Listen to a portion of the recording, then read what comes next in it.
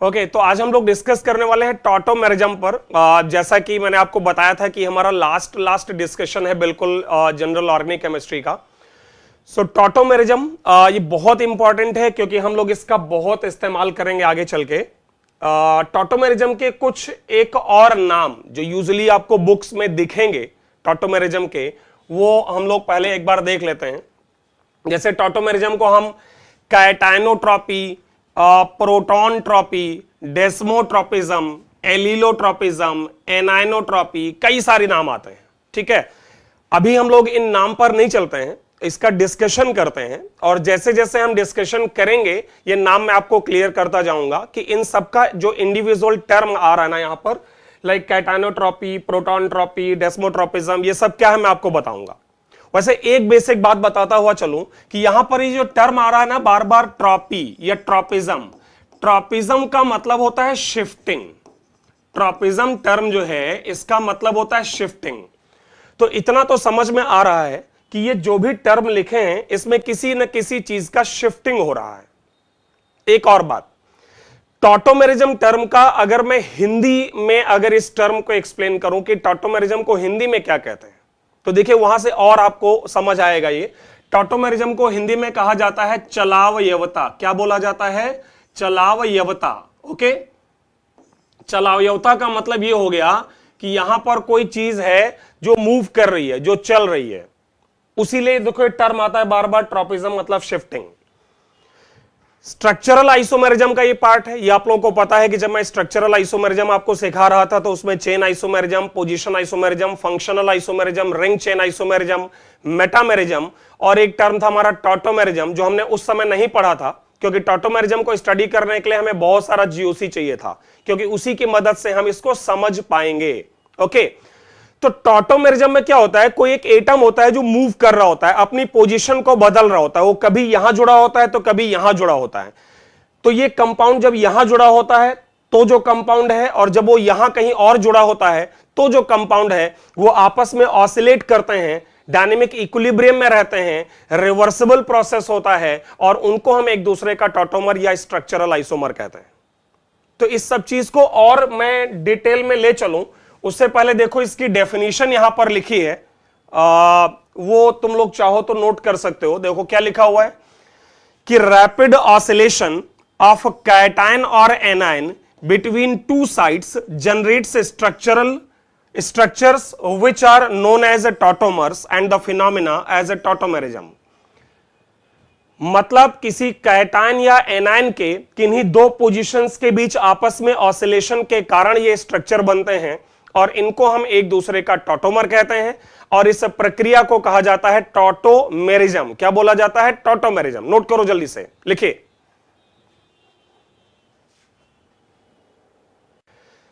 जैसे मैं आपको बताऊं कि स्पेशली इसमें क्या होता है कि एक प्रोटॉन होता है जो अपनी पोजीशन को स्विच कर रहा होता है। आप लोगों को याद हो तो जीओसी पढ़ते समय मैं आपको बता चुका हूं कि कौन से हाइड्रोजन को हम प्रोटॉन कह सकते हैं और कौन से हाइड्रोजन को हम प्रोटॉन नहीं कह सकते हैं, यह मैं आपको सिखा चुका हूं। जैसे यूजुअली कार्बन से जुड़ा हाइड्रोजन एसिडिक नहीं होता है, नॉट एसिडिक। कार्बन से जुड़ा हाइड्रोजन एसिडिक नहीं होता है, लेकिन मैं आपको यह पढ़ा चुका हूं कि अगर कार्बन से जुड़ा हाइड्रोजन जो है इसके पड़ोस में कोई कार्बोनिल ग्रुप जुड़ जाए या कार्बन बॉन्ड हाइड्रोजन के पड़ोस में कार्बन डबल बॉन्ड नाइट्रोजन जुड़ जाए, ऐसा कुछ भी अगर हो जाए तो उससे क्या होगा कि इस प्रोटॉन के रिमूवल से जो आपका वहां पर कार्बन आयन बनेगा वो नेगेटिव चार्ज इस ऑक्सीजन के साथ या ये नेगेटिव चार्ज इस नाइट्रोजन के साथ, मतलब इस हाथी के साथ रेजोनेट हो जाएगा और ऐसी कंडीशन में ये वाला हाइड्रोजन एसिडिक होता है। इट इज एसिडिक, एसिडिक है ये। मतलब जनरली कार्बन से जुड़ा हाइड्रोजन एसिडिक नहीं है, लेकिन कुछ एक केसेस में कार्बन से जुड़ा हाइड्रोजन एसिडिक होता है, ये मैं आपको सिखा चुका हूं। तो अगर कभी कोई कार्बन का हाइड्रोजन किसी कार्बोनिल ग्रुप की अल्फा पोजीशन पर है या आइमाइन ग्रुप की अल्फा पोजीशन पर है तो उस कंडीशन में ये कार्बन जो है उसका हाइड्रोजन एसिडिक होता है। जरा मुझे बताओ ओके करके आप लोगों को ये समझ आया कि नहीं? ये एसिडिक हाइड्रोजन वाली जो बात मैंने आपको बताई, ये आपको क्लियर हुआ कि क्लियर नहीं हुआ कि कार्बन से जुड़ा हाइड्रोजन हमेशा एसिडिक नहीं है, लेकिन अगर वो कार्बोनिल ग्रुप का अल्फा पोजीशन का हाइड्रोजन है या अमाइन ग्रुप का आइमाइन ग्रुप की अल्फा पोजीशन का हाइड्रोजन है तो वो एसिडिक हो जाता है, क्योंकि वो नेगेटिव चार्ज जो है वो हाथी के साथ रेजोनेट होने से स्टेबलाइज होता है। और आपको पता है कि नेगेटिव चार्ज अगर स्टेबलाइज हो जाएगा तो वो प्रोटॉन हमारा या वो हाइड्रोजन जो है वो एसिडिक हो जाएगा। तो जरा इमेजिन करने की कोशिश करो, अगर मैं यहां पर तुम्हें प्रोटोट्रॉपिज्म के बारे में थोड़ा समझाऊं। किसके बारे में? प्रोटोट्रॉपिज्म के बारे में। जरा समझिएगा, पहला टर्म आपको एक्सप्लेन कर रहा हूं, एंड दिस टर्म इज प्रोटोट्रॉपिज्म, जिसमें प्रोटॉन की शिफ्टिंग होती है। प्रोटो ओके ट्रॉपिज्म, देखिएगा जरा, इसको मैं यहां पर लिख दे रहा हूं, प्रोटोट्रॉपिज्म।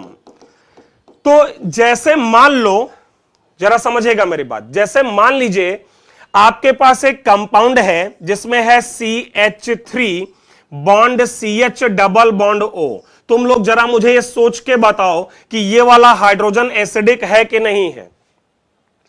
इस अल्फा पोजीशन का हाइड्रोजन यहां पर एसिडिक है या एसिडिक नहीं है? यस और नो?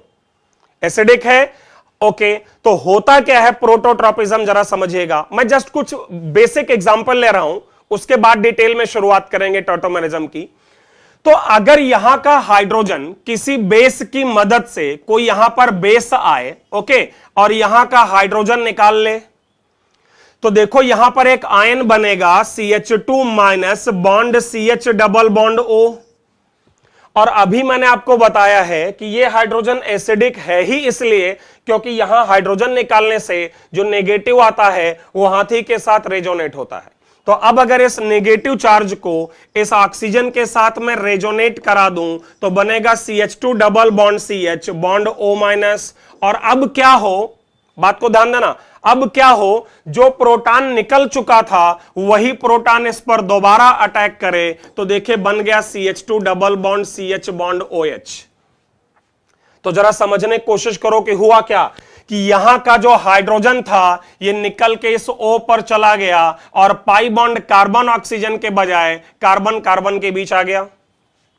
आपका जो कार्बन का हाइड्रोजन था वो कार्बन का हाइड्रोजन यहां से निकल के ऑक्सीजन पे आ गया, और जो डबल बॉन्ड कार्बन ऑक्सीजन के बीच था वो निकल के कार्बन और कार्बन के बीच आया। सो this is basically the mutual exchange, this is basically the mutual exchange of pi bond and hydrogen atom. तो ये जो प्रक्रिया है ना, इसको हम टॉटोमेरिज्म कहते हैं। और इसमें हम लोग ये जो दो कंपाउंड तुम्हारे बने हैं ना, एक आपका ये वाला कंपाउंड और एक आपका ये वाला कंपाउंड, ये दोनों कंपाउंड एक दूसरे के टॉटोमर कहलाते हैं। ध्यान रहे, टॉटोमर बार बार हम कह रहे हैं कि स्ट्रक्चरल आइसोमर का ही पार्ट है। इसमें ये जो लेफ्ट में लिखा है ये कीटो है और जो राइट में लिखा है ये इनॉल है, क्योंकि इसमें एक कार्बोनिल ग्रुप है तो कीटो फंक्शनल ग्रुप है, और यहां इन और ऑल है, मतलब डबल बॉन्ड और अल्कोहल है, सो इनॉल है। So keto enol is one of the type of tautomerism. Tautomerism बहुत सारे टाइप की होती है, उनमें से एक टाइप जो है वो कीटो इनॉल है। अगर आप लोगों को अब तक थोड़ा बहुत को समझ आया हो तो शायद ये बात यहां चल रही है कि एक पोजीशन से हाइड्रोजन को थ्रो किया गया, दूसरी जगह कैच किया गया, फिर यहां से थ्रो किया गया, यहां कैच किया गया, तो उस हाइड्रोजन का ऑसिलेशन उन दोनों एटम्स के बीच लगातार होता रहेगा और उससे जो दो स्ट्रक्चर बनेंगे they are known as tautomers and the phenomena as tautomerism. जरा ओके करो कि ये क्लियर हो आपको यहां तक। So this is the basic, like you can say basic example of tautomerism. Okay, just एक शुरुआत की है मैंने कि यहां पर एक एटम ऑसिलेट करता है किन्हीं दो एटम्स के बीच, उससे जो ये कंपाउंड बनते हैं वो एक दूसरे के टॉटोमर कहलाते हैं। ये स्ट्रक्चरल आइसोमर है। ध्यान रहे, टॉटोमर्स को हम फंक्शनल आइसोमर भी कह सकते हैं। टॉटोमर्स को हम फंक्शनल आइसोमर भी कह सकते हैं क्योंकि फंक्शनल ग्रुप अलग हैं, लेकिन प्रायोरिटी में अगर हमें एक ही आंसर देना है तो हम टॉटोमर्स कहेंगे। बात समझ आई मेरी? टॉटोमर्स को हम फंक्शनल आइसोमर्स भी कह सकते हैं क्योंकि फंक्शनल ग्रुप अलग हैं, बट हम लोग अगर सिंगल करेक्ट आंसर देना है, सिंगल ऑप्शन करेक्ट करना है, तो टॉटोमर्स बोलेंगे, मतलब priority is given to tautomerism. Okay, अच्छा एक लाइन और बोल रहा हूं, जरा सोच कर बताओ तुम लोग कि मेरी ये लाइन आपको समझ आ रही है कि नहीं। मैं कह रहा हूं कि tautomerism is an intramolecular acid base reaction. Tautomerism, बहुत इंपॉर्टेंट डेफिनेशन टॉटोमेरिज्म की। Tautomerism is an intramolecular acid base reaction, मतलब टॉटोमेरिज्म एक प्रकार से एसिड बेस रिएक्शन है। कैसे, जरा समझो बात को। जरा इसका उल्टा प्रक्रिया सोचो। अभी क्या किया हमने, यहां का H निकाला, ये वाला एक आयन बना, इस आयन को आगे चल के अभी पढ़ेंगे, बोला जाता है इनोलेट आयन। जब यहां से प्रोटॉन हमने निकाला और एक कार्बन आयन प्रोड्यूस हुआ, this is a carbanion, this carbanion is known as enolate ion. फिर इस नेगेटिव को तुमने ऑक्सीजन पर रेजोनेट करा दिया और जो प्रोटॉन तुमने निकाला था वो O पर डाल के कंप्लीट कर दिया। जरा उल्टा सोचो, यही प्रोटॉन दोबारा निकालें, अगर यही प्रोटॉन हम दोबारा निकालें तो फिर से ये वाला आयन आएगा, इस नेगेटिव को रेजोनेट कराओ, कार्बन पर लाओ और यहां प्रोटॉन जुड़ के यहां आ जाएगा। मतलब यहां से यहां और यहां से यहां ये ऑसिलेट होता रहेगा।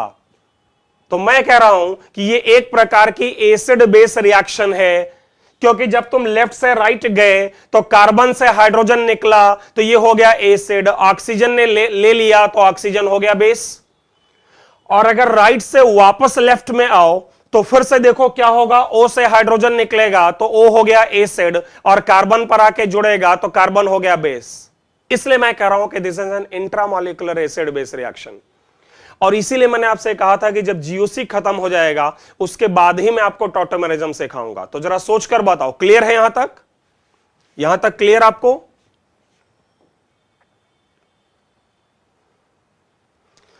ओके, देखिए मुझे टॉटोमेरिज्म को पूरा फिनिश करने में करीब करीब 2 लेक्चर लगेगा। टॉटोमेरिज्म पूरा फिनिश करने में करीब करीब 2 लेक्चर लगेगा, क्योंकि एज यूजुअल मैं डिटेल में जाऊंगा। ओके, तो जरा टॉटोमेरिज्म की कुछ बेसिक चीजें हैं यहां पर, एक बार आप लोग इनको जरा समझिए और उसके बाद जो है आप नोट करिएगा। पहले समझ लो, देखो यहां क्या क्या लिखा है। लिखा हुआ है कि टॉटोमर्स क्या हैं। टॉटोमर्स, पहली बात लिखी है, स्ट्रक्चरल आइसोमर है। अगर कोई पॉइंट क्लियर नहीं होगा तो मुझे बता दीजिएगा। टॉटोमर्स को सेपरेट कर सकते हैं ऑब्वियसली, क्योंकि वो तभी तो वो आइसोमर है। स्ट्रक्चरल आइसोमर सेपरेट तो होते ही हैं। अगला है they remain in dynamic equilibrium, मतलब वो दोनों आपस में इक्विलिब्रियम में रहते हैं। A से B, B से A आपस में बदलते रहेंगे। अगला है obtained by intramolecular acid base reaction. Hope कि आप ये भी समझ रहे हो। Next, tautomers are functional isomers but priority is given to tautomerism, ये भी अभी मैंने आपको बताया था। Next, tautomer containing weaker acid and weaker base dominates at equilibrium. Okay, अब इस पॉइंट को जरा समझाता हूं, ध्यान दीजिएगा। अभी हम लोगों ने जो एग्जाम्पल लिया था उसमें था हमारे पास CH3CH डबल बॉन्ड O, और हमने किया क्या था, इस पोजीशन का हाइड्रोजन ऑक्सीजन पर ट्रांसफर किया था और पाई बॉन्ड को लेफ्ट में शिफ्ट किया था। तो दूसरा इसका टॉटोमर बना था CH2 double bond CH bond OH। जरा सुनिएगा ध्यान से। और जब वहां से यहां वापस आओगे तो ऑक्सीजन से जो हाइड्रोजन जुड़ा है ये वाला निकल के कार्बन पर आएगा।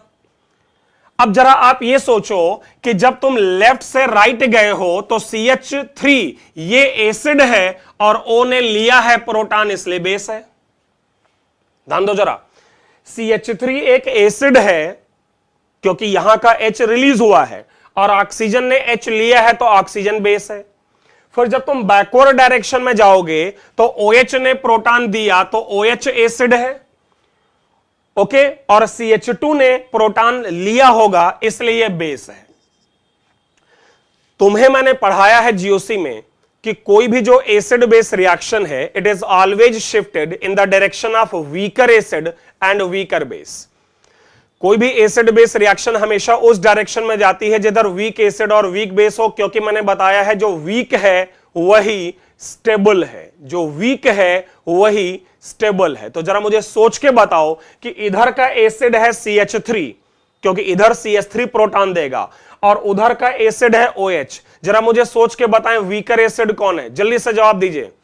CH3 और OH वीकर एसिड कौन है? तो ऑब्वियसली CH3 है, क्योंकि ये एक कार्बन से जुड़ा हाइड्रोजन है, तो वीकर एसिड ही होगा। और अगर ये वीकर एसिड है तो ये स्ट्रॉन्गर एसिड हो गया। अब तुम सोचो कि अगर ये वीकर एसिड है तो ये इसका स्ट्रॉन्गर बेस है। भाई अगर ये वीकर एसिड है तो ये इसका कॉन्जुगेट बेस है ना, तो एसिड अगर वीक है तो उसका कॉन्जुगेट बेस स्ट्रांग है, और अगर ये स्ट्रॉन्गर एसिड है तो इसका कॉन्जुगेट बेस जो है ये वीक होगा। तो जरा मुझे तुम लोग सोच के बताओ ये रिएक्शन किधर शिफ्टेड रहेगी, बैकवर्ड में कि फॉरवर्ड में? मतलब कीटो और इनॉल में से किसकी तरफ शिफ्टेड रहेगा इक्विलिब्रियम? बोलो जल्दी से। तो ये इक्विलिब्रियम शिफ्टेड रहेगा बैकवर्ड में, इसका के इक्विलिब्रियम लेस देन 1 रहेगा। मतलब कीटो और इनॉल में ज्यादा स्टेबल कौन होता है? कीटो और इनॉल में ज्यादा स्टेबल कौन होता है? कीटो, क्योंकि कीटो के अंदर वीक एसिड और वीक बेस है। तो इसका डिटेल आगे बताऊंगा, अभी काफी डिटेल बताऊंगा। जस्ट एक बात बता रहा था कि आपका जो टॉटोमेरिज्म है it is intramolecular acid base reaction. So, tautomer containing weaker acid and weaker base dominates at equilibrium. जरा अगला पॉइंट सुनना। टॉटोमेरिज्म कई प्रकार का है, जैसे एक लिखा है देखो यहां अल्फा टॉटोमेरिज्म। अल्फा टॉटोमेरिज्म का मतलब होता है कि जब एटम का ट्रांसफर 1-2 पोजीशन या डायड सिस्टम कहते हैं। अब जरा मेरी बात ध्यान से सुनना। एक बात बताओ मुझे जरा, ये कीटो और इनॉल जो मैंने तुमको सिखाया, इसमें हाइड्रोजन कार्बन से निकल के ऑक्सीजन पर गया या ऑक्सीजन से निकल के कार्बन पर आया? मुझे एक बात बताओ, क्या आपको यह समझ आ रहा है कि यहां पर जो ट्रांसफर है वो फर्स्ट एटम से थर्ड एटम पर या थर्ड एटम से फर्स्ट एटम पर हो रहा है? बात समझ रहे हो कि मतलब या तो O पर हाइड्रोजन है या कार्बन पर है। तो जब उस एटम का ट्रांसफर फर्स्ट और थर्ड पोजीशन के बीच है तो उसको कहते हैं बीटा टॉटोमेरिज्म या 1-3 और ट्राइड। जब 1-2 पोजीशन के बीच होता है तो उसको डायड या अल्फा टॉटोमेरिज्म कहेंगे। इन सबके एग्जांपल्स पर मैं एक एक करके बात करूंगा अभी, डोंट वरी। और इसके बाद अगर 1-4 टॉटोमेरिज्म है, 1-5 टॉटोमेरिज्म है, तो इन सबको स्पेस टॉटोमेरिज्म कहेंगे बार बार। मतलब अगर gamma tautomerism, delta tautomerism, theta tautomerism and so on. मतलब अगर 1 और 2 के बीच है तो डायड, 1-3 है तो ट्राइड, फिर बाकी का 1-4, 1-5, 1-6, 1-7 इन सबको बोला जाता है स्पेस टॉटोमेरिज्म। तो ये कुछ बेसिक डेफिनेशंस या बेसिक कैरेक्टरिस्टिक्स हैं टॉटोमेरिज्म की, कि टॉटोमर स्ट्रक्चरल आइसोमर हैं, सेपरेट कर सकते हो, डायनेमिक इक्विलिब्रियम में होते हैं, एसिड बेस रिएक्शन है, फंक्शनल आइसोमर भी कहते हैं, बट प्रायोरिटी टॉटोमेरिज्म को देंगे। जिस टॉटोमर में वीकर एसिड वीकर बेस होगा इक्विलिब्रियम पर वही डोमिनेट करेगा, वही ज्यादा स्टेबल होगा। अगर एटम का ट्रांसफर 1-2 के बीच है तो डायड है, 1-3 के बीच है तो ट्राइड है, एंड सो ऑन। तो हम लोग इसको जरा पहले लिख लेते हैं, तब हम इसका डिटेल्ड डिस्कशन शुरू कर सकते हैं। ओके, सो होप आपको यहां तक क्लियर हुआ होगा। तो जैसा कि मैंने आपको यह बताया है कि अब टॉटोमेरिज्म में एक बात आपको यह समझ आ गई कि एटम का ऑसिलेशन होता है किन्हीं 2 पोजीशन के बीच। अगर ये ऑसिलेशन 1 और 2 पोजीशन के बीच है तो हम उसको डायड या 1-2 टॉटोमेरिज्म या अल्फा टॉटोमेरिज्म कहेंगे। अगर ये ऑसिलेशन 1 और 3 पोजीशन के बीच है तो हम इसको ट्राइड या बीटा टॉटोमेरिज्म कहेंगे। और अगर इसके बाद होगा 1-4, 1-5 तो इन सबको हम लोग स्पेस टॉटोमेरिज्म। इसमें भी जरा समझेगा मेरी बात को कि अगर ऑसिलेशन कैटायन का होगा तो कैटायनोट्रॉपी, और अगर ऑसिलेशन एनायन का होगा तो एनायनोट्रॉपी। जैसे अगर हाइड्रोजन एटम H+ का ऑसिलेशन है ना, तो H+ के ऑसिलेशन को तुम कैटायनोट्रॉपी की कैटेगरी में डालोगे और उसी को तुम प्रोटोट्रॉपी कहोगे क्योंकि प्रोटॉन मूव कर रहा है। बात को समझो, अगर कैटायन मूव करेगा तो कैटायनोट्रॉपी, अगर कैटायन तुम्हारा प्रोटॉन है तो प्रोटोट्रॉपी। क्लियर? और अगर मूवमेंट एनायन का है तो उसको एनायनोट्रॉपी भी कहेंगे। तुम्हारी इंफॉर्मेशन के लिए बता दूं कि एनायनोट्रॉपी आपके जेई के सिलेबस में नहीं है। एनाइनोट्रॉपी आपके जेई के सिलेबस में नहीं है, बट फिर भी मैं आपको उसका एक एग्जाम्पल दे रहा हूं। ठीक है, एनाइनोट्रॉपी आपके जेई के सिलेबस में नहीं है, बट एक एग्जाम्पल आपको, बस एक ही एग्जाम्पल देखिए। लिखा है टाइप्स ऑफ टॉटोमेरिज्म, इसमें पहला लिखा है case 1, anionotropy when oscillating atom is anion. अब यहां पर इसका एग्जाम्पल मैं जो ले रहा हूं, it is not in JEE, इसका जो मैं एग्जाम्पल ले रहा हूं, ठीक है, वो आपके सिलेबस में नहीं है, लेकिन रिएक्शन मैकेनिज्म से इन्वॉल्व्ड है। मतलब जो कुछ भी मैं लिखूंगा, this is related to your reaction mechanism. तो मैं एक बार जस्ट एक्सप्लेन कर दे रहा हूं, वैसे इसकी जरूरत आपको नहीं होगी। जैसे एक आपके पास एक कार्बोनिल कंपाउंड है, एसिड हैलाइड COCl COCl, समझिए बात को। अगर ये बॉन्ड कार्बोनिल ग्रुप O के तरफ टूटे और O minus as a nucleophile इसको अटैक करे और ओपन कर दे, ठीक है, तो देखिए यहां पर अब ये रिएक्शन मैकेनिज्म है। तो जिन लोगों ने अभी रिएक्शन मैकेनिज्म नहीं पढ़ी है उनके लिए समझना मुश्किल है, बट ठीक है, जिन लोगों ने पढ़ रखा है वो समझ सकते हैं। O माइनस बॉन्ड Cl, यहां पर इस कार्बन से O ने अटैक किया था तो ये हो गया, और यहां पर आएगा एक प्लस, ओके, और जुड़ा है क्लोरीन। इसके बाद आपका इंटरनल अटैक और गुड लीविंग ग्रुप क्लोराइड निकल के यहां आ जाएगा, तो ऊपर का कार्बोनिल ग्रुप मेंटेन हो जाएगा। देखिए स्थिति कुछ ऐसी आएगी, यहां पर ये डबल बॉन्ड O वापस, ये O बॉन्ड C, और इस पोजीशन पर दोनों क्लोरीन। तो अब अगर आप देखिए, ये एक प्रकार से SNAE मैकेनिज्म है। SNAE, nucleophilic substitution, addition followed by elimination. और यहां पर आप देख सकते हैं कि जो क्लोरीन का एटम है वो यहां से मूव करके इस कार्बन पर ट्रांसफर हो गया। सो दिस इज एनाइनोट्रॉपी, लेकिन ये आपके सिलेबस में नहीं है। सेकेंड कैटेगरी आता है, तो जो लोग अभी रिएक्शन मैकेनिज्म नहीं जानते हैं वो लोग तो बिल्कुल इसको ट्राई भी नहीं करें, एनाइनोट्रॉपी को। हाँ, कैटाइनोट्रॉपी पर चलते हैं, और ये आपके सिलेबस में भी है। देखिए हेडिंग डालिएगा, कैटाइनोट्रॉपी, कैटाइनोट्रॉपी। और जैसा कि उसमें आप देख रहे हैं कि लिखा हुआ है कि when oscillating atom is a cation like hydrogen, deuterium, tritium, silver atom, कोई भी हो सकता है। देखिए ऐसा कुछ नहीं है कि वहां मूविंग एटम हमेशा प्रोटॉन या हाइड्रोजन होगा। हाँ, वो अलग बात है कि आपके सिलेबस को देखते हुए बात करूं तो जनरली प्रोटॉन ही होता है, इसीलिए उसको हम प्रोटोट्रॉपिज्म या प्रोटोटॉपी कहते हैं। लेकिन कोई भी कैटायन हो सकता है, इसलिए उसका जनरल टर्म कैटाइनोट्रॉपी। अब इसमें भी अगर आगे चलें, सबसे पहला case dyad system, when atom oscillates between 1 to 2 and 2 to 1। मेरी बात समझिएगा। अगर मैं यहां पर देखो एक एग्जांपल लिखा है हाइड्रोसाइनिक एसिड HCN, जरा मेरी बात ध्यान देना, तुम लोग ध्यान सुनिएगा ध्यान से। HC ट्रिपल बॉन्ड N, जरा तुम लोग सोचकर बताओ इसका हाइड्रोजन एसिडिक है कि नहीं, ये वाला सोचो, जल्दी से जवाब दो। ये हाइड्रोजन एसिडिक है कि नहीं है? जितना GOC आपने पढ़ा है उसके आधार पर तो ये एसिडिक है, क्योंकि ये sp हाइब्रिडाइज्ड कार्बन से जुड़ा है, और sp हाइब्रिडाइज्ड कार्बन का हाइड्रोजन एसिडिक होता है। तो सोचो अगर इस हाइड्रोजन को निकाल लिया जाए, अगर इस हाइड्रोजन को हम बाहर निकाल लें तो क्या बनेगा, C minus triple bond N, और तुमने क्या किया, H प्लस को बाहर निकाला। अब जरा मुझे बताओ कि इसके ऊपर क्या कहीं कोई दूसरी पोजीशन है जिस पर H प्लस दोबारा अटैक कर सके? जैसे ट्रायड सिस्टम में जो नेगेटिव आता था वो रेजोनेट होता था। आपको याद हो कि ट्रायड सिस्टम, जो अभी पहली से बात की मैंने कीटोइनॉल, तो ट्रायड सिस्टम में जो नेगेटिव आता था वो अपनी पोजीशन से रेजोनेट होता था। ये डायड सिस्टम है, यहां रेजोनेंस नहीं हो रहा है। लेकिन मुझे सोचकर बताओ कि बिना इस नेगेटिव के रेजोनेट हुए क्या कोई दूसरा ऑप्शन है जहां H प्लस अटैक कर सकता है? सोचो, जल्दी से जवाब दो। यस, बिल्कुल बिल्कुल सही सोचा तुम लोगों ने।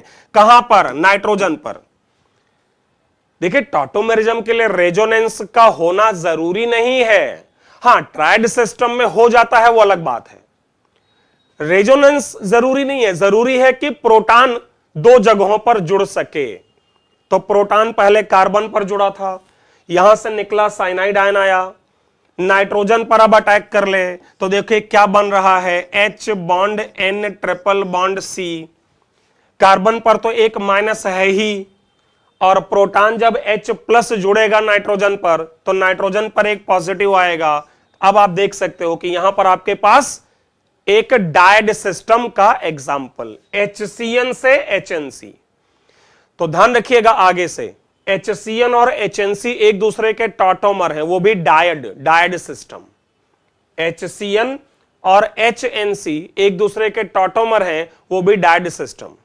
अच्छा, सोचकर बताओ कौन ज्यादा इसमें स्टेबल है, सोचिए जल्दी से बताइए। HCN और HNC इक्विलिब्रियम पर कौन डोमिनेट करेगा, कौन ज्यादा स्टेबल है, कैसे पता किया जाए? तो एज यूजुअल हमारी जो बात चल रही थी, कैसे पता करेंगे कि एसिड और बेस किधर वीक है। जब HCN से H निकाला तो कार्बन से जुड़ा हाइड्रोजन है, ये एसिड, और जब वहां से यहां वापस आओगे तो N प्लस से जुड़ा है, ये एसिड। ऑब्वियसली ये स्ट्रॉन्गर एसिड और ये वीकर एसिड है। ध्यान रखिए, कुछ लोगों के माइंड में आ सकता है कि साहब ट्रिपल बॉन्ड कार्बन का हाइड्रोजन नाइट्रोजन से ज्यादा एसिडिक होता है। यस, ट्रिपल बॉन्डेड कार्बन का हाइड्रोजन मतलब ट्रिपल बॉन्ड C से जुड़ा H is no doubt more acidic than NH। It is more acidic but it is less acidic than N plus bond H। मतलब अगर nitrogen पर positive है और H जुड़ा है तो फिर नाइट्रोजन का ही हाइड्रोजन ज्यादा एसिडिक है। तुम चाहो तो GUC में पीछे जो हमने पढ़ा है एसिडिक स्ट्रेंथ का क्रम, आप उसको चेक कर सकते हो। तो HCN का जो H है वो वीकर एसिड है और यहां ये स्ट्रॉन्गर एसिड है, इसलिए ज्यादा स्टेबल HCN होगा। तो ये एक एग्जांपल है तुम्हारे डायड सिस्टम का। जल्दी से नोट करिए, जरा जल्दी से नोट करिए, लिखिए, जल्दी से कंप्लीट करो। एक एग्जांपल यहां मैंने और ले रखा है HNO2, मैं वो भी समझाना चाहूंगा, लेकिन आप लोग इसको पहले नोट करिएगा। तो डायड सिस्टम का मतलब है कि जो ऑसिलेशन है आपके प्रोटॉन का या कैटायन का, वो ऑसिलेशन 1-2 पोजीशन के बीच है, 1 और 2 पोजीशन के बीच ऑसिलेशन है। ठीक है, तो उसको डायड सिस्टम या अल्फा टॉटोमेरिज्म या 1-2 टॉटोमेरिज्म कहते हैं। आप लोगों ने लिखा, इसको कंप्लीट हो गया?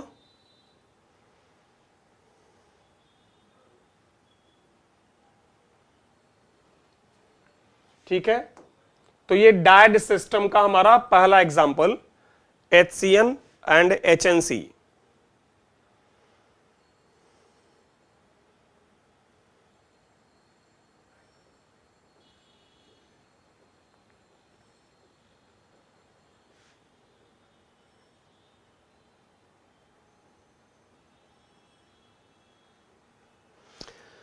अच्छा, एक दूसरा एग्जांपल यहां पर है तुम्हारा HNO2 nitrous acid.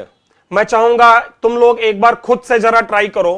Second example HNO2, मैं चाहूंगा एक बार तुम लोग खुद से जरा ट्राई करो और देखो इसके अंदर डायड टॉटोमेरिज्म कैसे आ रही है। HNO2 स्ट्रक्चर है H bond O bond N double bond O, this is HNO2। तो जरा इसका स्ट्रक्चर बनाइए और आप लोग खुद से एक बार ट्राई करने की कोशिश करिए कि इसके अंदर डायड टॉटोमेरिज्म कैसे दिखाया जाए। इसमें डायड टॉटोमेरिज्म कैसे दिखाया जाए। तो H प्लस ये हाइड्रोजन एसिडिक है, निकाल दो। ओके, तो आएगा O minus bond N double bond O और इसके बाद वापस H प्लस इस पर जोड़ दो। जरा मुझे बताओ कि H प्लस दोबारा किस एटम पर जोड़ा जाए, H प्लस दोबारा किस एटम पर जोड़ा जाए कि ये डायड हो जाएगा?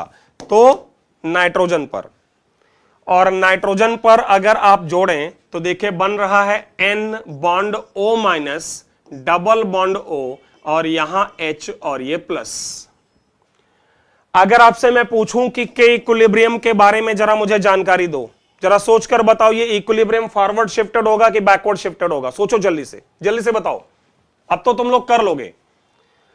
ये इक्विलिब्रियम फॉरवर्ड शिफ्टेड रहेगा या बैकवर्ड शिफ्टेड रहेगा? क्या लगता है?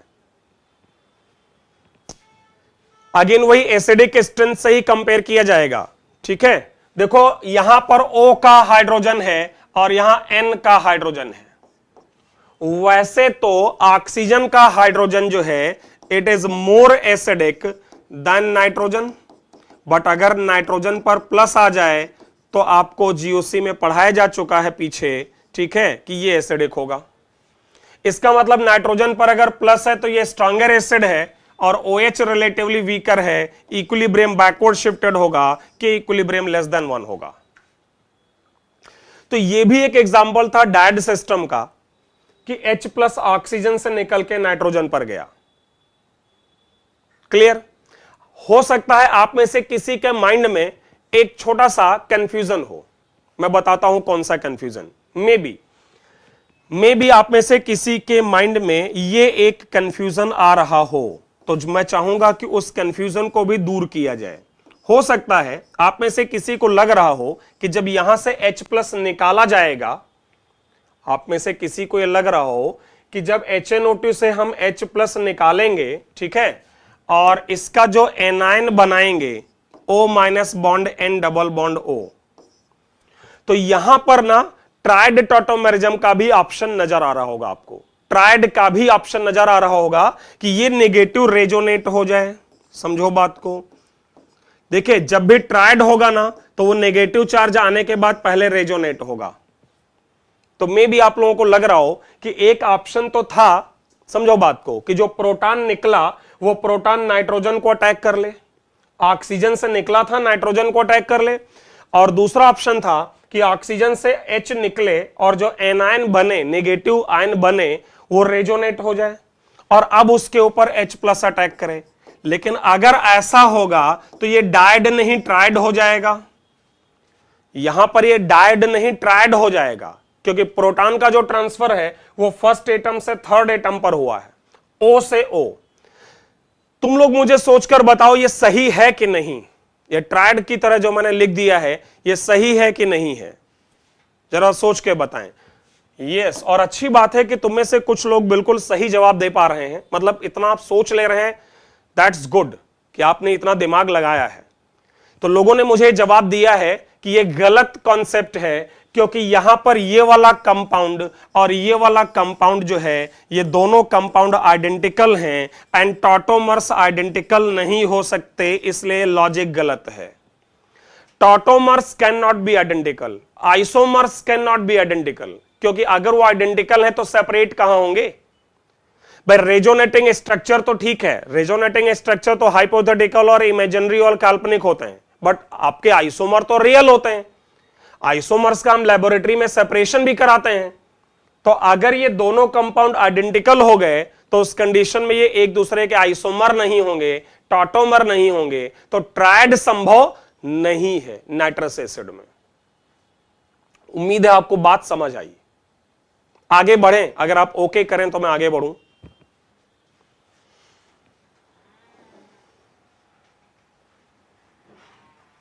तो ध्यान रहे कि अगर किसी के माइंड में ये कंफ्यूजन था कि क्या ट्राइड हो सकता है यहां, तो नहीं। तो अब हम लोग बढ़ेंगे ट्राइड सिस्टम के तरफ। डायड सिस्टम के मैंने 2 एग्जांपल बताए और आपको आपके सिलेबस को ध्यान में रखते हुए उससे ज्यादा आवश्यकता कभी नहीं रहेगी, so don't worry. Dyad system के जो 2 एग्जांपल मैंने दिए हैं वो मोर देन सफिशिएंट है, उससे ज्यादा आवश्यक नहीं है। ट्राइड सिस्टम, चलो हेडिंग डालो। Tried system, when atom oscillate between 1 to 3 and 3 to 1. When atom oscillation, not oscillation, when atoms oscillate, when atom oscillates between 1 to 3 and 3 to 1.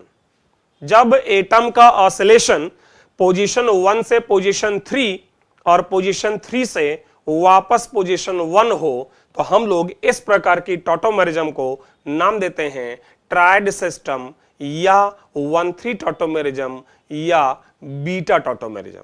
तो चलिए इस बातचीत को आगे बढ़ाते हैं, समझते हैं जरा ट्राइड टॉटोमेरिज्म क्या होता है और उसका पहला एग्जांपल जो मैं आपको समझा चुका हूं, कीटो इनॉल टॉटोमेरिज्म।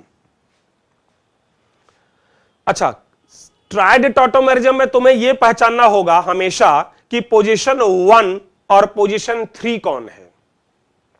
बात को समझिएगा ध्यान से। ट्राइड टॉटोमेरिज्म में वैसे इसकी मैकेनिज्म पर भी मैं आ जाऊंगा, आगे चल के मैं इसकी डिटेल्ड मैकेनिज्म पर भी आ जाऊंगा, बट ट्राइड टॉटोमेरिज्म में आपको यह पहचानना होगा कि पोजीशन 1 कौन है और पोजीशन 3 कौन है। जरा समझिएगा, मैं ना आपको डायरेक्टली कीटो इनॉल को एक्सप्लेन करूं उससे पहले ना आपको एक शॉर्टकट बताता हूं, जरा समझिए। ट्राइड टॉटोमेरिज्म का एक शॉर्टकट बताता हूं, जरा सुनो। अगर आपके पास X double bond Y bond Z और Z से जुड़ा हाइड्रोजन एटम हो और यह शर्त है कि यह हाइड्रोजन एसिडिक होना चाहिए, जरा तुम लोग मुझे सोचकर बताओ कि अगर Z की जगह कार्बन है तो हाइड्रोजन ये एसिडिक हो सकता है कि नहीं? सोचिए और जवाब दीजिए। अगर Z की जगह यहां पर कार्बन हो तो ये हाइड्रोजन एसिडिक हो सकता है कि नहीं? हो सकता है। कब हो सकता है जरा बताओ, कब हो सकता है? इसकी शर्त क्या है कि ये हाइड्रोजन कार्बन का अगर है तो एसिडिक कब हो सकता है? तो एसिडिक तब हो सकता है जब तुम्हारा X जो है वो हाथी हो। X हाथी हो का मतलब X जो है वो नाइट्रोजन या ऑक्सीजन हो, ताकि इस कार्बन एटम पर जो नेगेटिव आए वो इनके साथ रेजोनेंस से स्टेबलाइज हो सके, क्योंकि जब तक कार्बन का नेगेटिव स्टेबलाइज नहीं होगा तब तक ये एसिडिक नहीं होगा। तो अगर Z जो है वो कार्बन है, अगर Z आपका कार्बन है तो X जो है वो हाथी हो, ताकि कार्बन का नेगेटिव इसके साथ रेजोनेट हो सके। और दूसरा ऑप्शन यह है कि Z खुद ही हाथी हो, मतलब Z की जगह खुद नाइट्रोजन ऑक्सीजन हो, क्योंकि अगर Z खुद नाइट्रोजन ऑक्सीजन होगा तो उसका हाइड्रोजन तो एसिडिक हो ही जाएगा। बात समझ आई? तो शर्त यह बनता है कि X डबल बॉन्ड Y, सुनो फिर से, X double bond Y bond Z bond H में पहली शर्त ये Z का हाइब्रिडाइजेशन sp3 हो। sp3 क्यों हो? क्योंकि इसका नेगेटिव इस डबल बॉन्ड के साथ रेजोनेट तभी होगा जब ये Z पर डबल बॉन्ड ना हो। पढ़ा चुका हूं कि अगर इस Z पर भी डबल बॉन्ड रहेगा तो ये नेगेटिव रेजोनेंस में नहीं जाएगा। ये स्थिति आपको समझा चुका हूं पीछे कहीं कि like carbon double bond carbon minus है तो ये नेगेटिव तो रेजोनेट होगा, लेकिन अगर यहां भी साथ में डबल हो तो ये नेगेटिव रेजोनेंस में नहीं जाएगा। ये बात आपको पहले ही बता चुका हूं। तो शर्त यहां पर ये बनती है, आपकी शर्त ये बनती है कि ये Z जो है वो sp3 हो, ताकि इस Z पर अगर नेगेटिव चार्ज आए तो इस डबल के साथ रेजोनेट हो, पहली शर्त। और दूसरी शर्त यह है, समझिए, दूसरी शर्त यह है कि आपका जो X और Z है, out of X and Z at least one is nitrogen और ऑक्सीजन। एक शर्त यह हो गई और दूसरी शर्त हो गई कि Z इज sp3। जरा मुझे ओके करो, तुम लोगों को यह समझ आया कि नहीं समझ आया कि अगर ये Z जो है वो हाथी हो या अगर X हाथी हो तो ये हाइड्रोजन एसिडिक हो जाएगा, और उस कंडीशन में ये हाइड्रोजन यहां से निकलेगा। समझो बात को, टॉटोमेरिज्म होगा कैसे, ट्राइड सिस्टम में टॉटोमेरिज्म होगा कैसे? तो इस Z से ये हाइड्रोजन निकलेगा, Z पर नेगेटिव आएगा, वो नेगेटिव इस के साथ रेजोनेट हो जाएगा और यहां पर X पर नेगेटिव आएगा और वहां जुड़ेगा हाइड्रोजन और यहां आ जाएगा डबल बॉन्ड। बात समझ आया कैसे हुआ? Z से हाइड्रोजन निकला, X double bond Y bond Z minus बना और ये माइनस रेजोनेट होकर चला गया X पर, और X पर जो नेगेटिव आया वहां हाइड्रोजन वापस जुड़ गया। वैसे ही जब वापस आना होगा इधर तो वही करना है कि X का हाइड्रोजन निकले, X पर नेगेटिव आए, वो नेगेटिव रेजोनेट होकर Z पर जाए और Z पर हाइड्रोजन जुड़ जाए। तो हाइड्रोजन का ऑसिलेशन किसके किसके बीच होता रहेगा? X और Z के बीच। लेकिन शर्त क्या है कि हाइड्रोजन जहां एसिडिक है वो एटम sp3 हो, और दूसरी बात कि आपका X और Z में से कोई एक हाथी हो, नाइट्रोजन या ऑक्सीजन हो, जो कि इस हाइड्रोजन को एसिडिक बनाने में हेल्प करेगा। जरा लिखो यहां तक पहले। तो ट्राइड टॉटोमेरिज्म में अगर आप लोगों ने लिख लिया हो अब तक, ट्राइड टॉटोमेरिज्म में जैसा कि मैंने कहा है कि हाइड्रोजन का ऑसिलेशन पोजीशन 1 और 3 के बीच होगा, और पोजीशन 1 और 3 में से कोई एक आपका मोर इलेक्ट्रोनेगेटिव एटम नाइट्रोजन या ऑक्सीजन होना चाहिए ताकि वो एसिडिक हो सके। अब आगे चलते हैं और इसके स्पेसिफिक एग्जांपल्स की बात करते हैं। जैसे देखो कीटो और इनॉल टॉटोमेरिज्म। जरा तुम लोग मुझे सोचकर बताओ इस कीटो ग्रुप में जल्दी से कि यहां पर X double bond Y bond Z और Z से हाइड्रोजन, तो Z कौन है? कहां से हाइड्रोजन निकलेगा जो एसिडिक है? जरा सोच कर बताओ जल्दी से, कहां से हाइड्रोजन निकलेगा जो एसिडिक है? तो हाइड्रोजन आपको जो मिलेगा वो एसिडिक मिलेगा CH3 पर। यहां से ये निकलेगा, जब ये निकलेगा तो आएगा RC double bond O bond CH2 minus, फिर ये नेगेटिव रेजोनेट होकर जाएगा ऑक्सीजन पर, तो हाइड्रोजन जुड़ जाएगा ऑक्सीजन पर और बनेगा OH डबल बॉन्ड CH2, और ये जो बना ये है इनॉल। तो कीटो इनॉल ट्राइड सिस्टम का एक एग्जांपल है। ऐसा नहीं है कि कीटो इनॉल ही ट्राइड है, ट्राइड टॉटोमेरिज्म या 1,3 टॉटोमेरिज्म के कई एग्जांपल हैं, उनमें से एक एग्जांपल तुम्हारा कीटो इनॉल टॉटोमेरिज्म है। लंबा डिस्कशन है, बहुत सारी बात होगी आगे। ओके, अच्छा, इसमें जैसा कि मैंने कहा है कि इक्विलिब्रियम बैकवर्ड शिफ्टेड रहेगा, K लेस देन 1 रहेगा। क्यों? क्योंकि हमें पता है कि कीटो और इनॉल में ज्यादा स्टेबल कौन है? कीटो। क्यों? क्योंकि कीटो के अंदर वीक एसिड और वीक बेस होता है, अभी पीछे बताया है, अभी पीछे समझाया है। इसलिए इक्विलिब्रियम कांस्टेंट जो कि इनॉल बाई कीटो है ये लेस देन 1 रहेगा, मतलब इक्विलिब्रियम शिफ्टेड रहेगा तुम्हारा बैकवर्ड डायरेक्शन में, इक्विलिब्रियम शिफ्टेड रहेगा बैकवर्ड डायरेक्शन में। एक बार दोबारा समझा देता हूं, देखो CH3 ये एसिड है और ऑक्सीजन ने प्रोटॉन लिया तो ये बेस है। राइट साइड में जब उल्टा वापस आओगे तो OH एसिड है, क्योंकि जब वापस आओगे तो OH का हाइड्रोजन रिलीज होगा और CH2 के पास आएगा, तो ये एसिड है और ये लेगा प्रोटॉन, इसलिए बेस है। अब अगर कंपेयर करो तो CH3 वीकर एसिड होगा अल्कोहल के रिस्पेक्ट में, और अगर CH3 वीकर एसिड है तो इसका कॉन्जुगेट बेस स्ट्रॉन्गर होगा।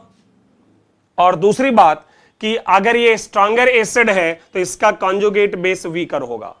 इसका मतलब कीटो और इनॉल फॉर्म में से कीटो में वीकर एसिड और वीकर बेस होता है, इसलिए कीटो ज्यादा स्टेबल है। अच्छा, कीटो के ज्यादा स्टेबल होने के दो मुख्य कारण हैं, मैं जरा आपको बताऊं, क्योंकि अगर मान लो ये क्वेश्चन पूछ ही लिया जाए कि कीटो ज्यादा स्टेबल है इनॉल से, तो इसका कारण क्या है? तो एक कारण तो यह है कि कीटो जो है उसके अंदर वीक एसिड और वीक बेस होता है, और दूसरा कारण यह है कि कार्बन डबल बॉन्ड ऑक्सीजन और कार्बन डबल बॉन्ड कार्बन में जो बॉन्ड एनर्जी है वो आपकी कार्बन डबल बॉन्ड ऑक्सीजन की ज्यादा होती है, करीब करीब 50 किलो जूल पर मोल ज्यादा होती है। लगभग कितना बोला मैंने? 50 kilo joule per mole. So keto is more stable than enol because keto contains weaker acid and weaker base.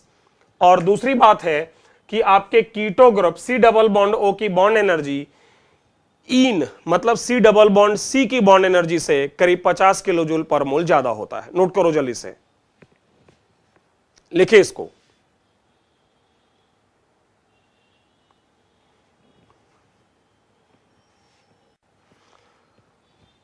तो कीटो जो है ये ज्यादा स्टेबल है इनॉल से।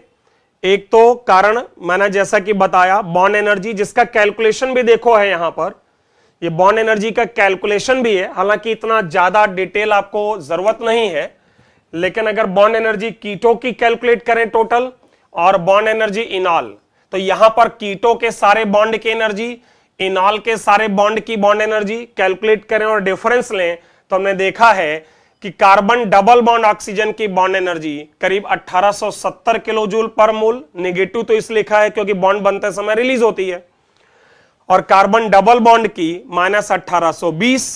सो bond energy of keto is more than bond energy of enol by approximately 50 kilo joule per mole, जो अभी मैंने तुमको बताया था। इसको इतना आपको डिटेल लिखने की जरूरत नहीं है, बस इतना जानिए कि कीटो की बॉन्ड एनर्जी इनॉल से ज्यादा है, और दूसरा keto contains weaker acid and weaker base, और इसीलिए कीटो और इनॉल में कीटो ज्यादा स्टेबल होता है।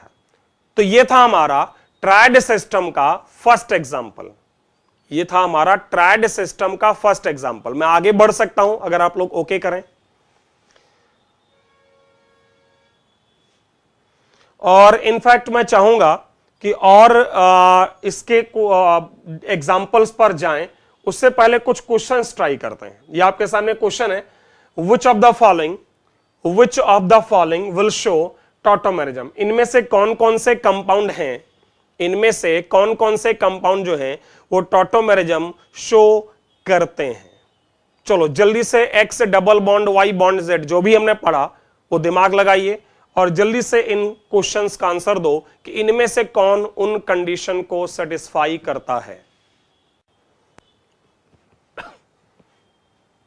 तो इन क्वेश्चंस में हमको यह बताना है कि इनमें से कौन सा कंपाउंड टॉटोमेरिज्म शो करेगा और कौन इनमें से टॉटोमेरिज्म शो नहीं करेगा। बड़ा सिंपल है, आसान है चेक करना कि X double bond Y bond Z bond H. सबसे पहले आपको देखना चाहिए कि कंपाउंड में एसिडिक हाइड्रोजन है कि नहीं, और जहां पर एसिडिक हाइड्रोजन होगा वही आपका जेड मान लिया जाएगा। अच्छा, एसिडिक हाइड्रोजन के लिए शर्त क्या है, अभी मैंने क्या बताई है कि या तो हाइड्रोजन जिस एटम से जुड़ा है वो नाइट्रोजन और ऑक्सीजन हो, और या फिर अगर वो कार्बन से जुड़ा है तो वो आपके कार्बोनिल ग्रुप की अल्फा हो या आइमाइन ग्रुप की अल्फा हो। अगर कीटोइनॉल की बात करें तो कार्बोनिल ग्रुप की अल्फा हो। अगर ये हम ध्यान दें तो देखो यहां पर आपके पास ये वाला हाइड्रोजन जो दिया हुआ है फॉर्मल्डिहाइड में, इनमें से कोई भी हाइड्रोजन एसिडिक नहीं है। यहां बात करें, देखो यहां पर हाइड्रोजन एसिडिक है तो ये हो गया Z, और कार्बोनिल ग्रुप की अल्फा पोजीशन है तो ये टॉटोमेरिज्म शो कर जाएगा। और अगर इवन इसका टॉटोमर भी बनाया जाए तो शायद डबल बॉन्ड यहां आ जाएगा, OH यहां, और ये आपका H। समझ आया मैंने कैसे किया, यहां का हाइड्रोजन निकाल के ऑक्सीजन पे ट्रांसफर। ऐसे ही इनमें दोनों में से किसी भी तरफ का हाइड्रोजन निकाल के O पे अगर ट्रांसफर कर दें तो इसका दूसरा टॉटोमर यहां OH हो जाएगा और यहां डबल बॉन्ड हो जाएगा। भाई हाइड्रोजन निकल के वहां चला जाएगा। समझ आई बात, जो ट्रायड का लॉजिक अभी बताया मैंने कि यहां का H निकलेगा, नेगेटिव चार्ज रेजोनेट होकर O पर आ जाएगा, म्यूचुअल एक्सचेंज हो गया पाई बॉन्ड और एसिडिक हाइड्रोजन का।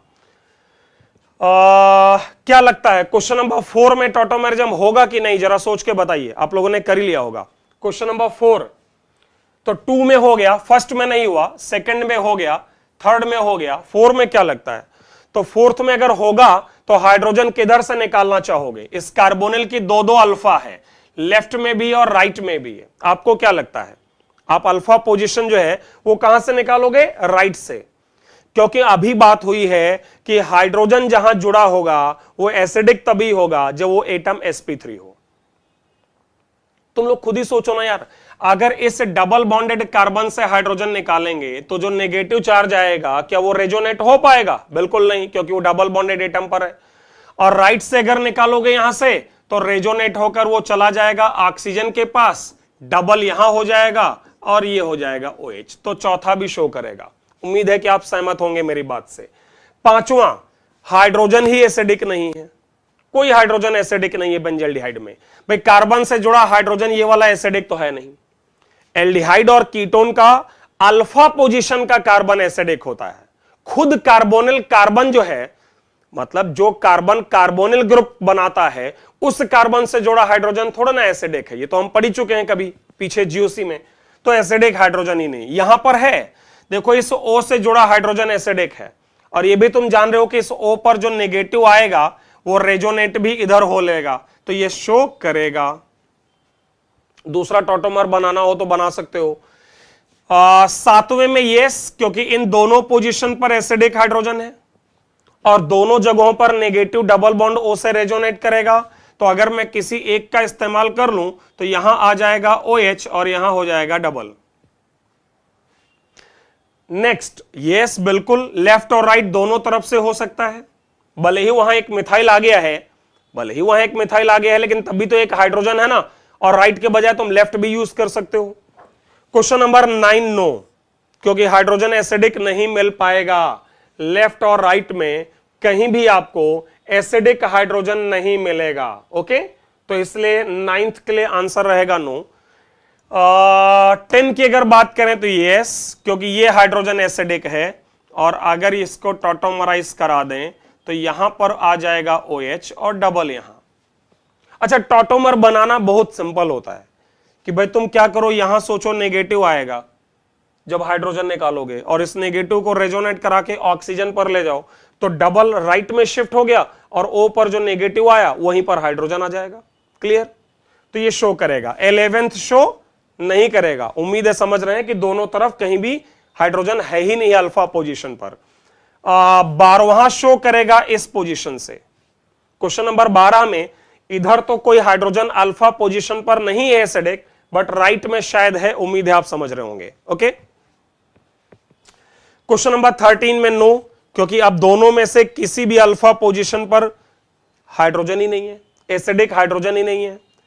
अच्छा, 14वां शो करेगा। कोई मुझे बताएगा कि इसमें अल्फा पोजीशन कौन सी वाली कंसीडर करोगे तुम? ये ब्रिजहेड वाला कंसीडर करोगे या फिर नीचे वाला? क्या लगता है, सोच के बताओ। इसमें तुम जो अल्फा पोजीशन कंसीडर करोगे वो बिल्कुल नीचे वाला लेना, ब्रिजहेड नहीं। क्योंकि ब्रिजहेड पर अगर तुमने अल्फा पोजीशन लिया और वहां पर नेगेटिव चार्ज को तुमने लेट से इस डबल बॉन्ड O के साथ रेजोनेट कराया तो डबल यहां और OH यहां आएगा। ब्रिजहेड पर डबल बॉन्ड नहीं हो सकता। आपको पढ़ाया है मैंने ब्रिडिट्स रूल, ध्यान है ना? ब्रिडिट्स रूल क्या कहता है कि अगर बाईसाइक्लो है तो कम से कम 330 चाहिए और ब्रिज्ड बाईसाइक्लो है तो कम से कम 222 चाहिए, तो ही ब्रिजहेड पोजीशन जो है उस पर आप डबल बॉन्ड ला सकते हो। अदरवाइज डबल बॉन्ड ब्रिजहेड पर नहीं आएगा। तो ध्यान रहे कि इस ब्रिजहेड का इस्तेमाल नहीं कर पाओगे। हां, इसका कर लोगे, यहां से डबल बॉन्ड आ जाएगा। मतलब इसका जो टॉटोमर करेक्ट स्ट्रक्चर होगा, इसके टॉटोमर का वो करेक्ट स्ट्रक्चर ये हो जाएगा, यहां डबल बॉन्ड आ जाएगा। ये भी शो करेगा क्योंकि यहां अभी भी एक हाइड्रोजन है। ये शो नहीं करेगा क्योंकि यहां एक भी हाइड्रोजन नहीं है और ब्रिजहेड वाला हाइड्रोजन हम इस्तेमाल कर नहीं सकते। तो उम्मीद है कि आप लोगों को ये सारे क्वेश्चन का एक्सप्लेनेशन क्लियर हुआ है। ओके करो तो मैं आगे बढ़ूं, बताइए जरा, क्लियर है?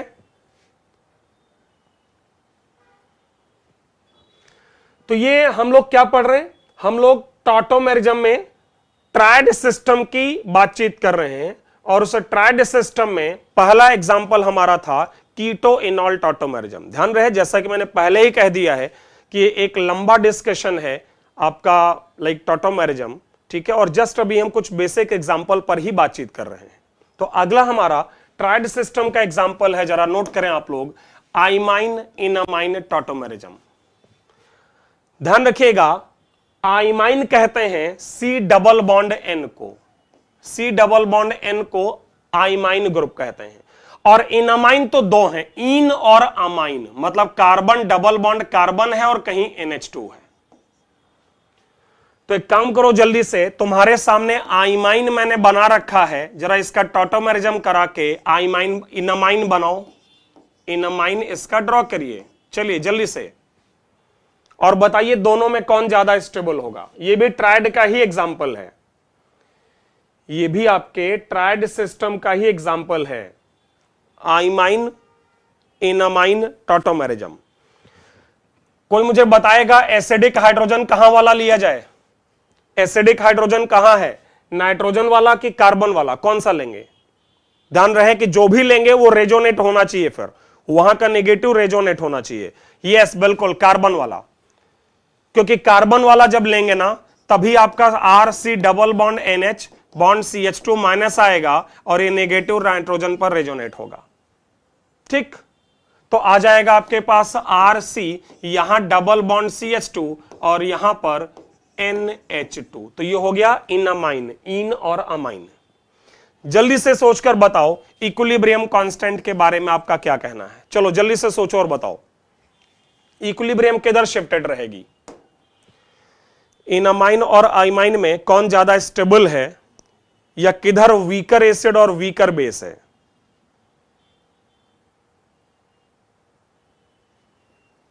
किधर आपका वीकर एसिड है और किधर वीकर बेस है, इसके आधार से डिसाइड होगा कि इक्विलिब्रियम किधर शिफ्टेड रहेगा।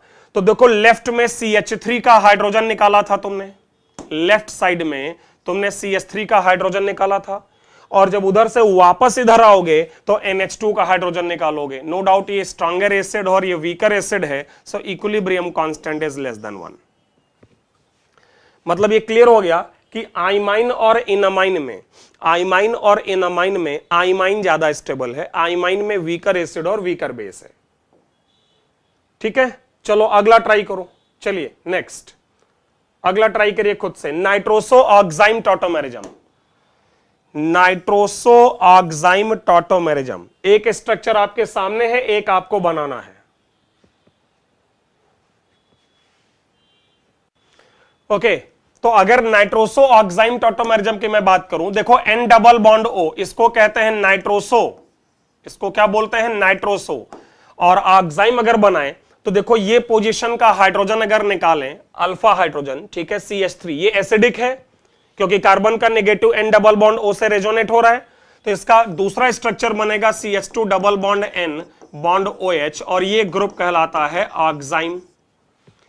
भाई क्या हुआ होगा, कार्बन का हाइड्रोजन निकला तो बना होगा CH2 minus bond N double bond O, और नेगेटिव चार्ज O पर रेजोनेट हो गया और हाइड्रोजन चला गया O पर।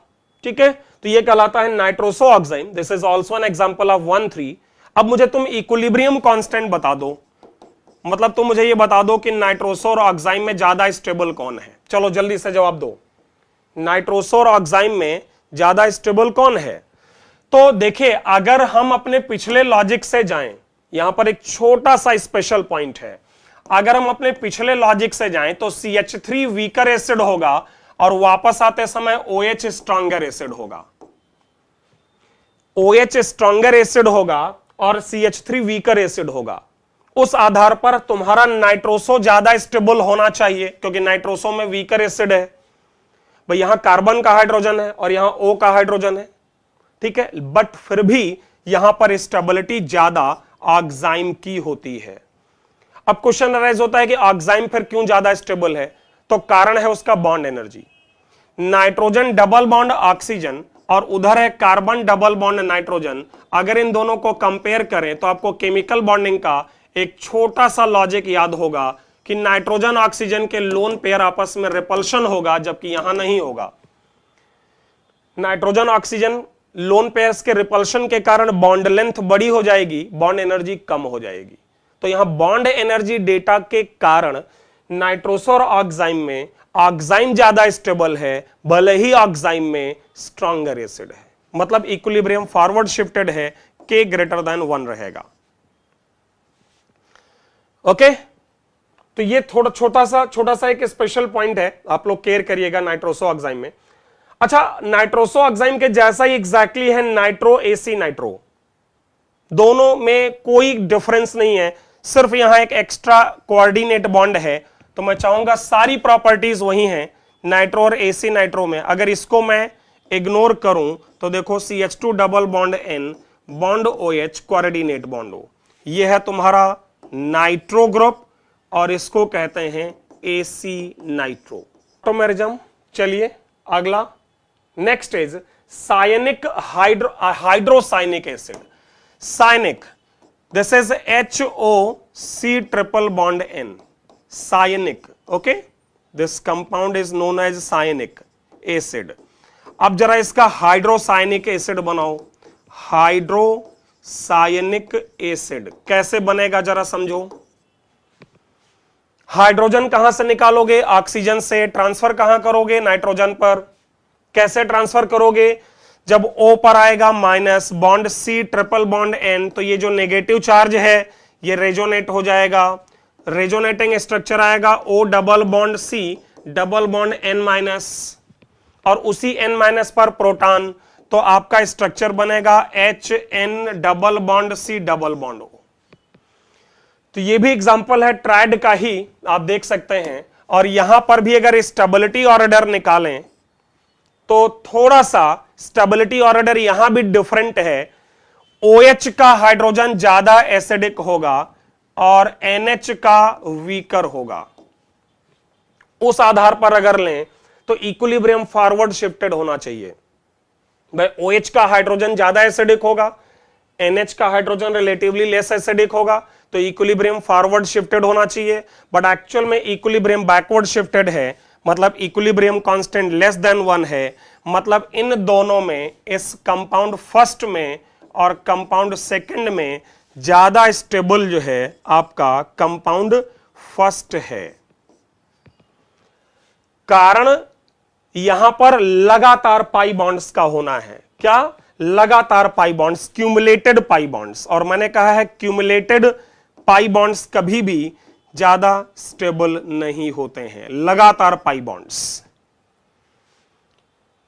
तो इसलिए ये थोड़ा सा स्पेशल था हमारे लिए ये भी कि साइनिक और हाइड्रोसाइनिक टॉटोमेरिज्म में भी ऑल्दो NH वीकर एसिड है तो हाइड्रोसाइनिक ज्यादा स्टेबल होना चाहिए, इक्विलिब्रियम फॉरवर्ड शिफ्टेड होना चाहिए, बट फिर भी इक्विलिब्रियम बैकवर्ड शिफ्टेड है।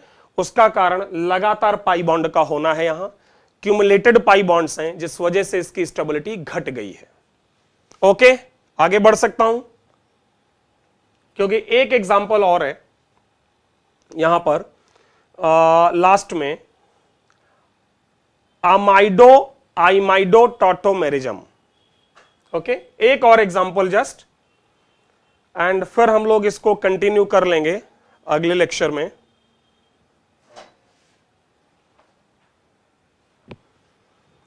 अमाइडो और आइमाइडो। अमाइड फंक्शनल ग्रुप अमाइड आप लोग जानते हैं, मैं यहां पर ड्रॉ भी कर दे रहा हूं। जैसे H bond C double bond O, या CH3 ले लो, CH3 C double bond O NH2, this is amide या अमाइडो, जो भी कह लो। ठीक है, जरा मुझे ये बताओ कि यहां पर एसिडिक हाइड्रोजन NH2 पर भी है और CH3 पर भी है, कौन सा इस्तेमाल करोगे? कौन सा इस्तेमाल करोगे? जरा सोचकर बताओ। NH2 और CH3 कौन से एसिडिक हाइड्रोजन का इस्तेमाल करोगे? तो ध्यान रहेगा NH2। इनफैक्ट ये वाले हाइड्रोजन अब एसिडिक ही नहीं है, ये वाले हाइड्रोजन अब एसिडिक ही नहीं है। क्यों? आपको बताया है मैंने कि कार्बन का हाइड्रोजन एसिडिक जो है वो तब है जब वो अल्फा पोजीशन एल्डिहाइड या कीटोन की है। जैसे किसी एल्डिहाइड का अल्फा पोजीशन का हाइड्रोजन अगर है ना तो ये एसिडिक है, या अगर कोई कीटोन का अल्फा पोजीशन है तो ये एसिडिक है। ये अल्फा पोजीशन एसिडिक है लेकिन अमाइड की नहीं है। कारण यह है कि यहां जो नेगेटिव है वो हाथी से रेजोनेट होगा, यहां का नेगेटिव हाथी से रेजोनेट तो होगा लेकिन ये अपने प्लस m से एसिडिक स्ट्रेंथ को घटा देगा, क्योंकि इस नेगेटिव चार्ज की जो स्टेबिलिटी है वो इस NH2 ग्रुप के प्लस m से कम हो जाएगी।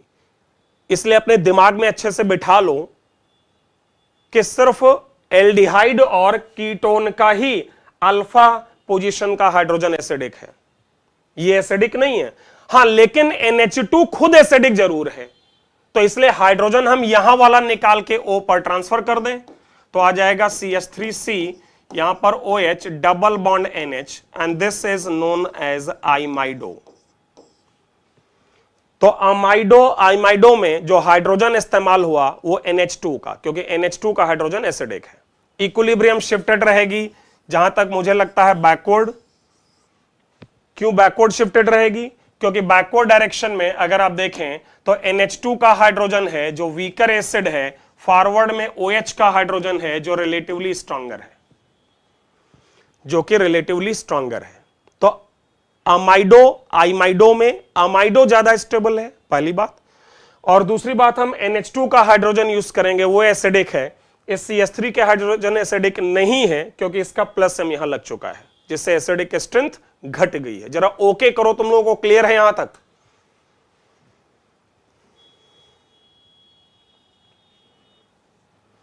तो ये था हमारा इस टॉटोमेरिज्म की पहली क्लास का डिस्कशन। अभी हमें इसमें कुछ और क्लास चाहिए होंगी टॉटोमेरिज्म को कंप्लीट करने के लिए, तब तक आप लोग इसको नोट कर लीजिए। Okay, thank you.